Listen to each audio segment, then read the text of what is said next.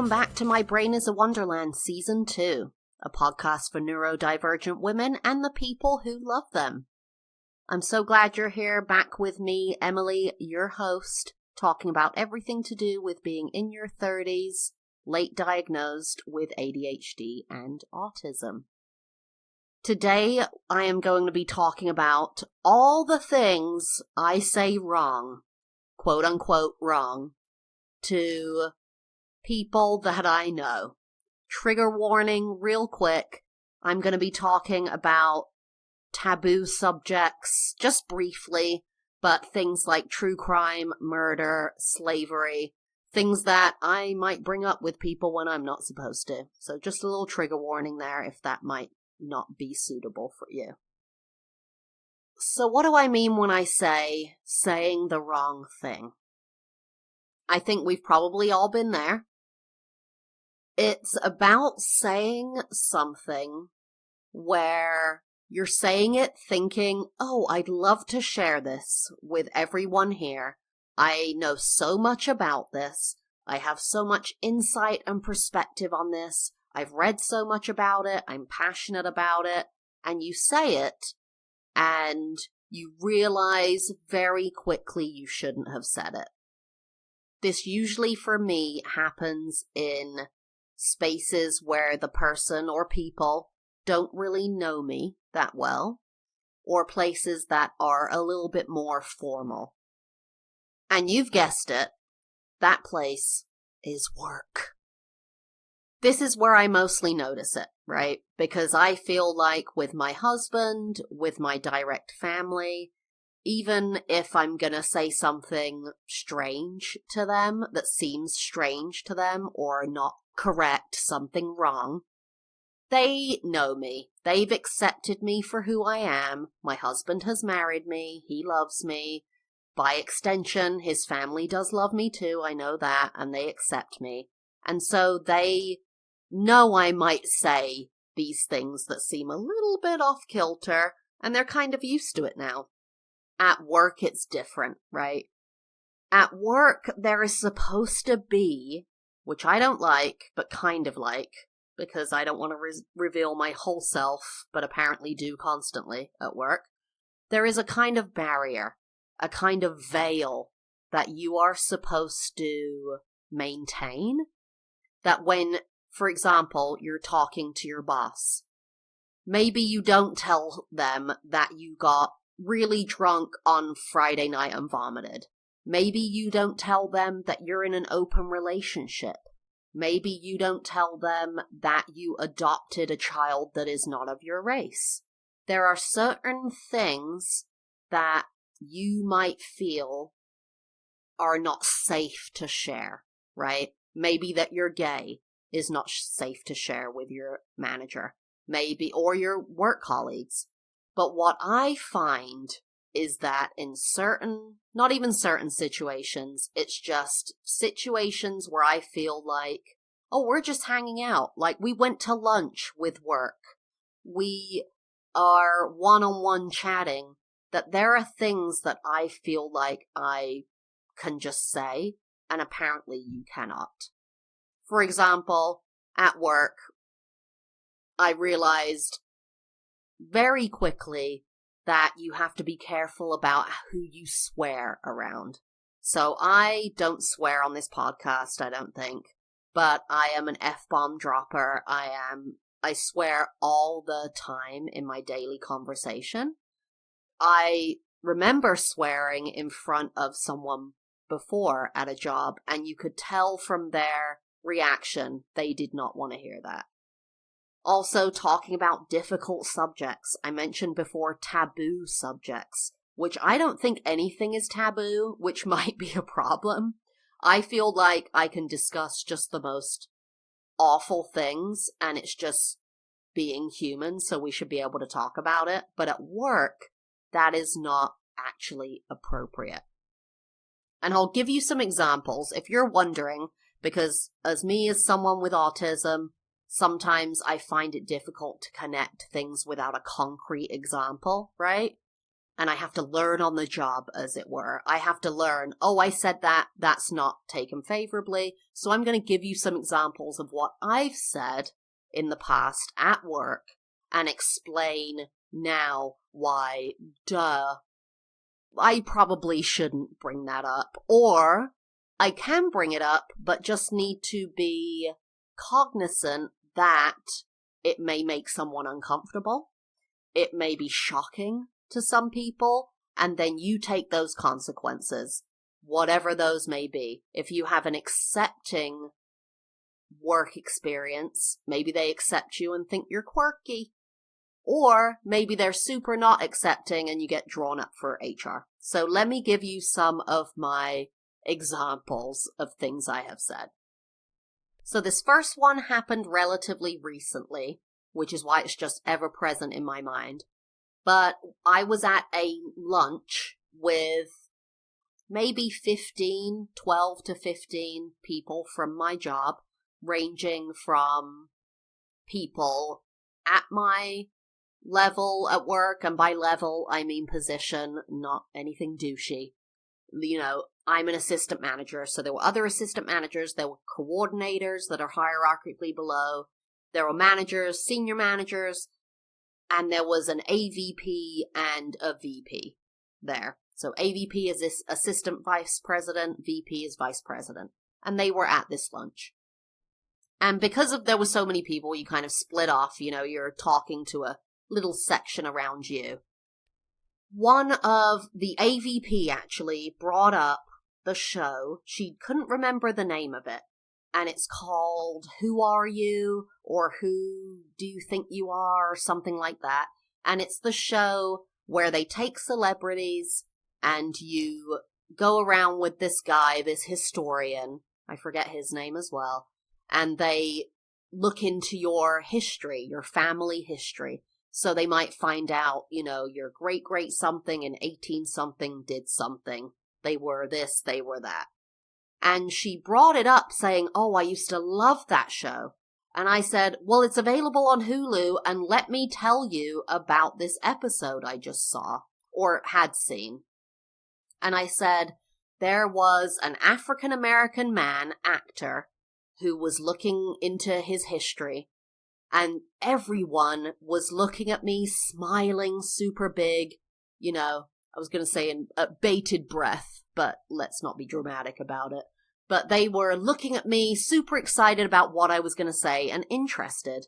And I said, this African-American man found out that his ancestors were enslaved by Native Americans. It wasn't just the tone of the room or the vibe. Their faces literally dropped. Their toothy smiles became downtrodden Florence Pugh, you know, anti-smiles. And I immediately knew I shouldn't have mentioned slavery. And it, I think, made the white and Asian people there uncomfortable to hear me talk about slavery. Whereas to me, it was very, just what the facts were. You know, if you are a white American, that's the facts, dude. You know, slavery is in your history. And it was clear that they were looking for something fun and fluffy. And I brought up slavery, Native Americans. It just wasn't received well. So that's my first example. And I could tell from their faces and their visible reaction, but didn't think about it prior. The second thing was I was actually at an event for my work where I traveled, was in a hotel, and so you go out for dinner and blah, blah, blah. And I talked about this with my husband after looking after my nieces and nephews. Sorry, my sister-in-law, love you muchly, love your kids, but I had talked about this with my husband, and I was sitting at the dinner and we were talking about children, having children, engaging with children, blah, blah, blah. And I just said, aren't children boring, though?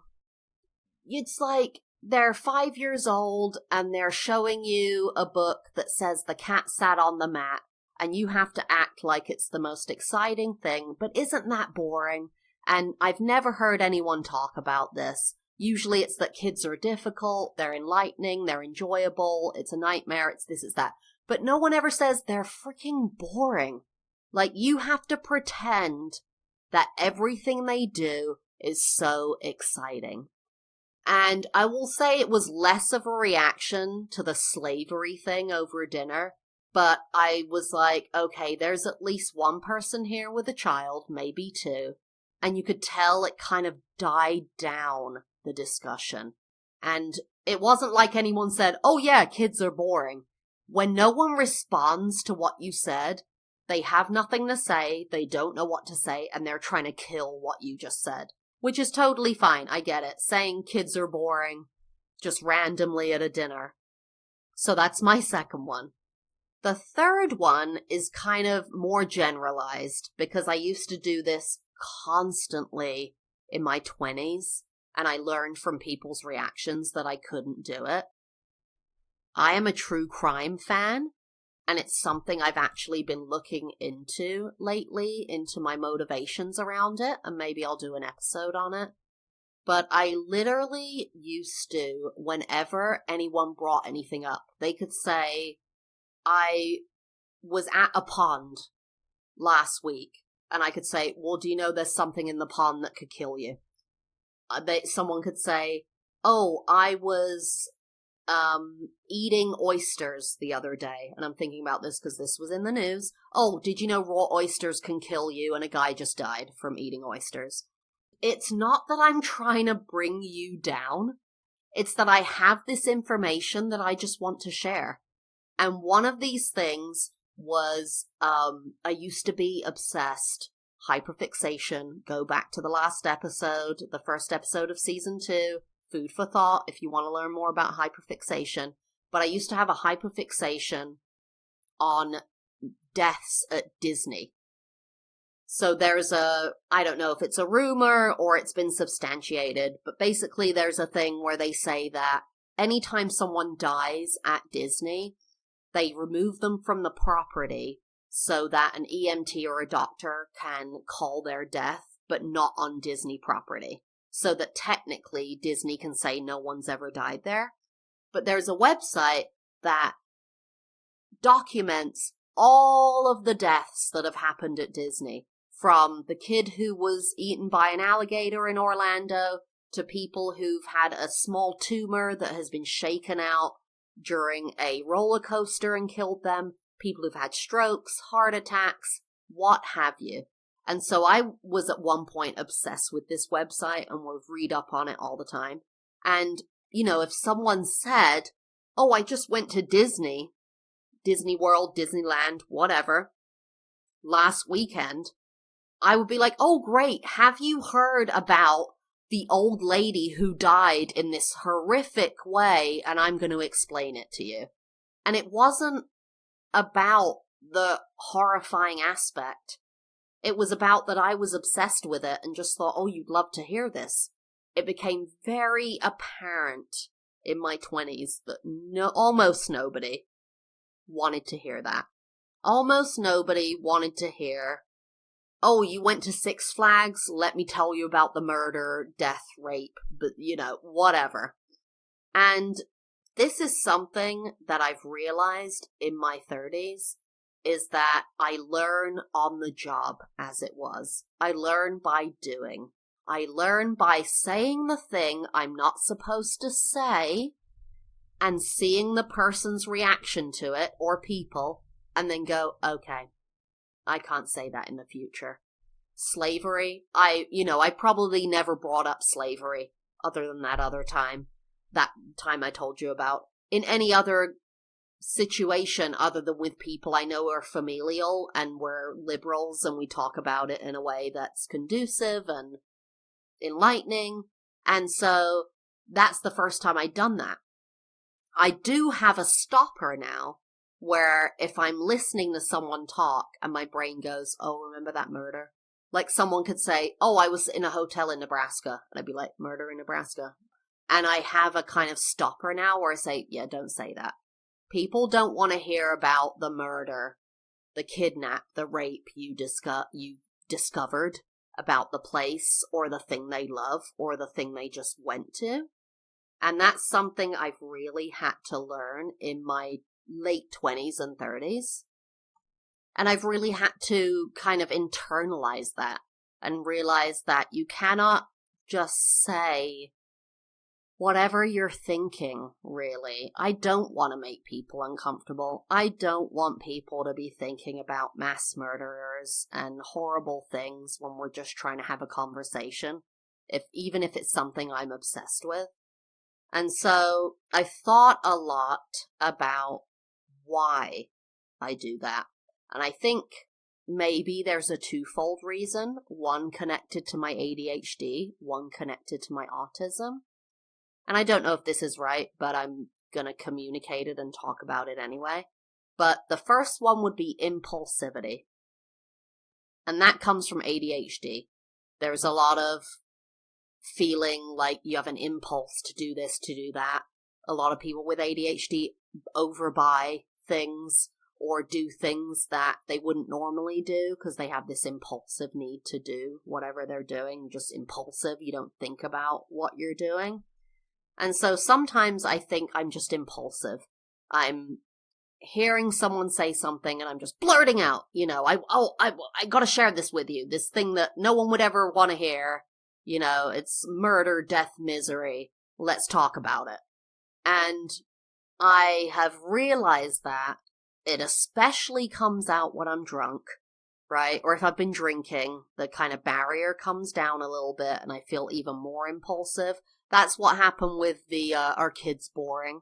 I'd had a couple of drinks and was all of a sudden like, kids are boring, right? And it was like, oh, no, maybe not. Let's talk about that. The other thing is connected to my autism.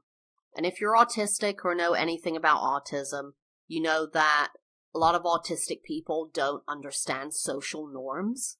So this kind of idea that we understand that, oh, you shouldn't talk about a murderer, you shouldn't talk about slavery at work, is just not really understood because we just say whatever we're feeling. And I've definitely had that, and it's, like I said, described through this thing of I see how people react and then realize, oh, I can't say that. That's connected to my autism. This idea or experience that, oh, I said slavery, their faces completely dropped, and okay, don't say that. That's how I learn it. If no one tells me straight up, oh, by the way, don't bring up slavery at work, don't bring up a serial killer in town at work, I'm not going to learn that until I say it and I see their reaction. Which is frustrating, right? It's frustrating for me because I don't know until the time has passed. I don't know until I've said the thing I'm not supposed to say and now it's out there. That's the frustrating part for me, is I can learn not to do it again, but it's already happened, right? I've already in front of the AVP talked about slavery. I've already brought up in front of the senior manager the murderer that's stalking around, or, the person at Disney who was killing, but whatever. Just the awful things that I obsess about. It's frustrating that it takes seeing their reaction to learn. And it's nice that I can learn, but it's already happened. Ship has sailed. They're gonna know that of me and think that of me. And hopefully, like in the past, they think I'm quirky, eccentric, or a couple of words that have been used to describe me in the past. Beat to my own drum, march to the beat of my own drum, another phrase. But it's tough, And I'm trying to find this balance between being myself, my authentic self, and staying professional, which I really struggle with because I feel like I should only really share who I really am with people I can trust at work. which for me is people I've had one-on-ones with that I just feel like they're authentic and they're not trying to be, I don't know, they don't have a secondary, I can't think of the word, desire or whatever. But it's very difficult because you have to find those people you can trust. I've realized I have to not drink so much at work events. You know, we go to like lunches and dinners and they're like, get whatever drink you want. And then I'm tipsy and I'm talking about serial killers and whatever. I have to learn what's appropriate, which is good that I can learn from it, but it's really difficult to have to deal with. So I'm just trying to find that balance where I reveal who I really am, because I don't want to be not who I really am at work.